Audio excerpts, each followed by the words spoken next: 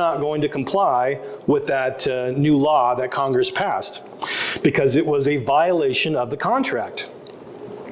And so in a report regarding those articles or those resolutions on nullification, James Madison, in the report to the Virginia legislature in 1800, says, "The next position is that the General Assembly views the powers of the federal government as limited by the plain sense and intention of the instrument constituting that compact or contract, and as no farther valid than they are authorized by the grants therein enumerated.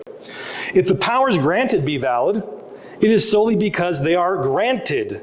And if the granted powers are valid because granted, all other powers not granted must not be valid. Therefore, if the federal government or the general government, federal government, was not granted certain powers specifically, then they do not have the authority to do so." Simple. It continues on. The states then being the parties to the constitutional compact or contract, and in their sovereign capacity, it follows of necessity, there can be no tribunal above their authority. Whose authority? The states. The states are the final arbiters of when the constitutional contract was violated, according to the man that is generally referred to as the father of the Constitution.